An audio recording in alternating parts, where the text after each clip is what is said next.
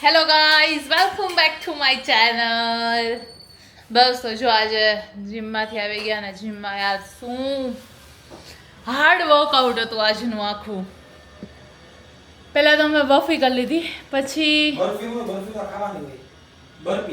બરપી કરી લીધી અમે બપી એવું કંઈક બોલી હું થોડુંક અજીબ ગજીબ. પછી એ કરવાની નહોતી પણ એ 50 પછી સર જોઈ ગયા ને એટલે કે ના હવે કરો જ છો તો 50 કરો તમે, તો 50 કરાવી મારી પાસેથી ને. પછી આખું રોપ ને બીજું આપણે શું કર્યું હે ચીન એન્ડ શું કહેવાય ક્લીન એન્ડ પ્રેસ કર્યું. સાફ સફાઈ વાળું ક્લીન ને દબાવવા વાળું press, clean and press. Clean and press કર્યું. મેં નાના બારમાં વિધાઉટ વેઇટ કર્યું 3 સેટ, અને પછીનો લાસ્ટ સેટ મેં મોટા બારમાં કર્યું વિધાઉટ વેઇટ. એટલું મારાથી તો માન થાય. અને એ મતલબ કે 25 એકી સાથે કરવાના, એની સાથે પછી કેટલ બેલ સાથે વોક, બેગ સાથે રનિંગ, પછી રોપ, એ આખું 4 એક સેટમાં કમ્પ્લીટ કર્યું. ને પછી એવા 4 સેટ કર્યા ને બાપા થાકી ગયા. છેલ્લે મેં ટ્રેડમિલ લઈ ન કર્યું અને પછી જો થાકી ગયા છે તો હવે એનર્જી તો જોઈને, એનર્જી પૂરી થઈ ગઈ હતી તો અમે મસ્ત આ બધું ફ્રૂટ્સ લઈ આવ્યા.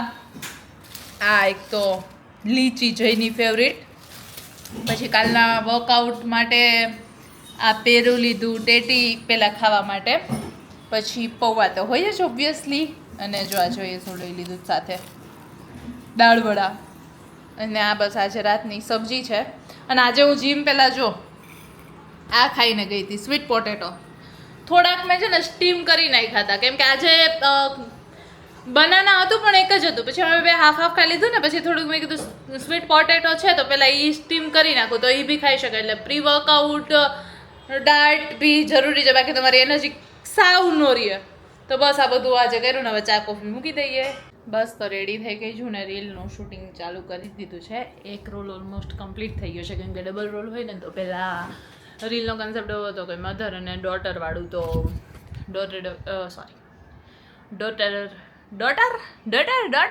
ડોટર વાળો સીન પૂરો કરી નાખ્યો છે ને હવે મધર વાળો રોલ પ્લે કરશું. એટલે એના માટે જો હું આજે આ સાડી લઈ આવી છું પહેરવા માટે, તો હવે સાડી પહેરીને હમણાં મધર બની જઈશ.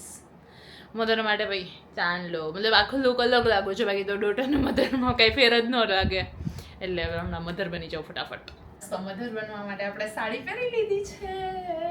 હવે તો મારાથી એટલી ફટાફટ સાડી પહેરાઈ જાય ને કે વાત જ જવા દે. એમાં એવું છે પહેલાં મને સાડી પહેરતા આવડતું જ નહીં, બટ પછી આમ તો હું ટીચર હતી પહેલાં, તો સ્કૂલમાં એવું હતું કે પહેલી સ્કૂલમાં જે હતી ને તો મતલબ ક્યારેક કોઈ ફંક્શન હોય ને તો સાડી પહેરવાની ને એવું બધું હતું. તો ત્યારે તો મમ્મી હોય તો મમ્મી પહેરાવી દેતા, વાંધો ન આવતો.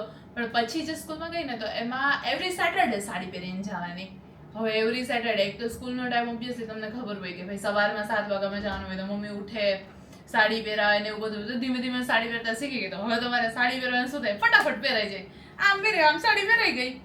તો મમ્મીના રોલમાં આપણે આવી ગયા છીએ. વોચ ને એવું બધું કાઢી નાખું, વોચ, બ્રેસલેટ, એ બધું.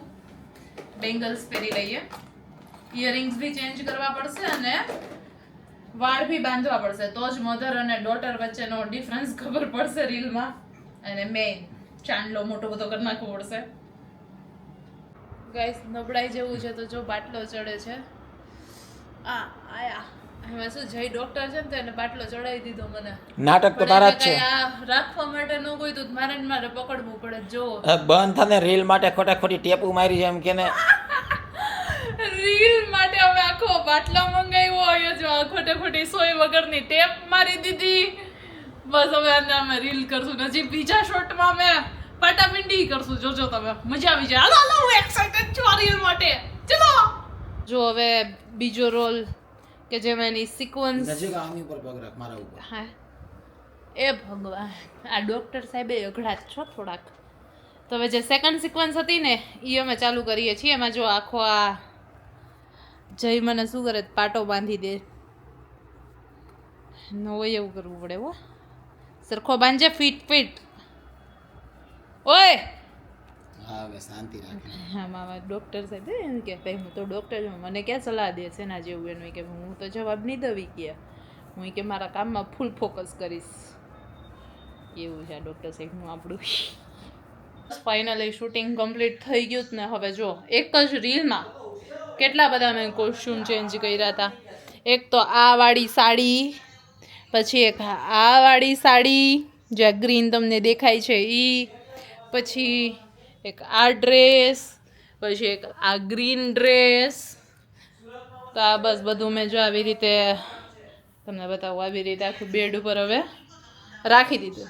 તો હવે આને હું વ્યવસ્થિત મસ્ત ક્લીન કરી નાખીશ, સંકેલી નાખીશ. કેમ કે હજી તો ડ્રેસ કેટલું હોય, મતલબ કે રીલ માટે અડધી પોણી કલાક પહેર્યો હોય તો આ જ ડ્રેસ પાછો બીજી રીલમાં કામ આવી જાય, ક્યારેક બીજા પહેરો હોય તો કામ આવી જાય. તો અત્યારે મસ્ત પાછું હું એને પ્રોપરલી સંકેલીને બધું મૂકી દઈશ.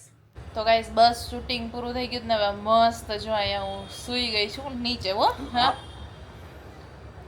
એ શું કર્યું? લીચી આપી દીધી ક્યારની. ખાસ તો ખરા નાટક શું કરે કે બધાને હું લીચી ફોલી ફોલીને આપું છું, તો તને ડાયરેક્ટ મોઢામાં આપી દઉં છું. તું ઠળિયો કાઢે તો ઠળિયો તું મને હાથમાં આપસ કે ખાઈ લો પછી કહું. ત્યાં સુધી તમને બહારનું વાતાવરણ બતાવું જો. અંધારામાં દેખાય છે. આમ જો કેટલું મસ્ત છે આ. હવે એવું છે કે આજે પહેલી વાર એવું થયું છે કે બારે એટલી ગરમી કે બફારો નથી, ઠંડો ઠંડો પવન આવે. તો મસ્ત ગેલેરી ખુલ્લી રાખીને ગેલેરી પાસે નીચે સૂઈ ગઈ છું. એસી બંધ છે તો મતલબ કે નેચરલ હવામાં મજા આવી રહી. અને જોયો ત્યારે મને આમ જુઓ લીચી ફોલી ફોલીને આપે છે. કેટલો ડાયો છે તું, હે છોકરા, બહુ ડાયો છો તું.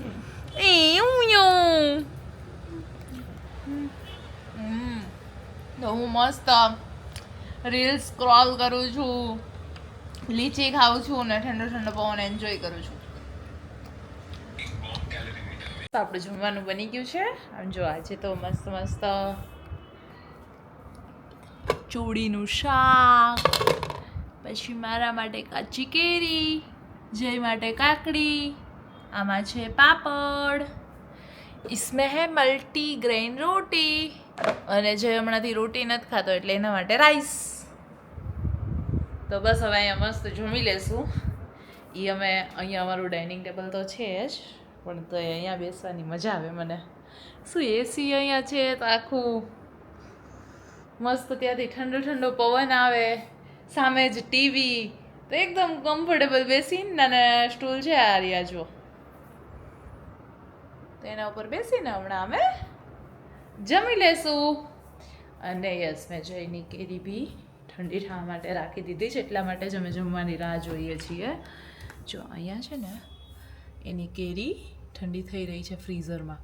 અને આજે મને મારો આઈસ્ક્રીમ મળી ગયો, મારો ફેવરિટ આઈસ્ક્રીમ મને મળી ગયો આજે. કેટલા દિવસથી હું ગોતતી હતી આઈસ્ક્રીમને. અને આજે બારે મતલબ કે બહુ જાજો પવન હતો, વરસાદી વાતાવરણ હતું, થોડું વાવાઝોડા જેવું થોડુંક પવન હતો. અને મેં બરાબર સાંજે જ કપડાં સૂકવા, એટલે કપડાં તો મેં સૂકવી લીધા મસ્ત, પણ પછી અચાનક પવન વહ્યો, અમુક અમુક છાંટાઈ આવવા માંડ્યા. મેં કીધું આ તો ગોટા થઈ ગયા. તો પછી આખું સ્ટેન્ડ જ જો અહીંયા મેં અંદર લઈ લીધું, એટલે કાંઈ ઉપાધિ જ નહીં. હવે કપડાં તો નિરાતે સુકાશ આખી રાત. વરસાદ ન આવ્યો, અમુક અમુક છાંટા છાંટા જ આવ્યા. બહાર રાખ્યો હોત તો ખાલી એવું થાત કે લુગડા ખોટે ખોટા કપડાં જે છે ઉડી જાત આમ બધેથી, આખી અગાસીમાં ઉડત. એટલે મેં અંદર લઈ લીધું આખું સ્ટેન્ડ જ.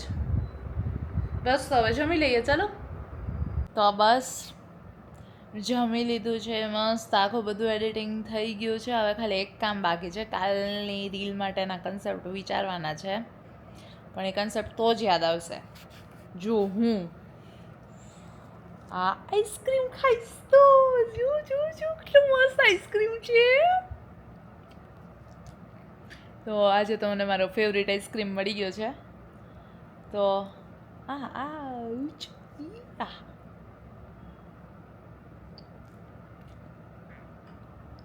વાહ, ઓલમોસ્ટ એક વીકથી આનો તો મળતો મને મારો આઈસ્ક્રીમ આ વાળો ફેવરિટ મારો. તો આજે મને મળી ગયો. તો હવે બસ આઈસ્ક્રીમ ખાઈને કન્સેપ્ટ વિચારીશ, બહુ જાજા નહીં પણ 2, અને પછી સૂઈ જઈશ. તો યસ ગાઈઝ, આ વ્લોગને હું અહીંયા જ એન્ડ કરું છું. વ્લોગ ગમ્યો હોય તો લાઈક કરી દેજો, શેર કરી દેજો ને સબસ્ક્રાઈબ કરી દેજો. Bye bye.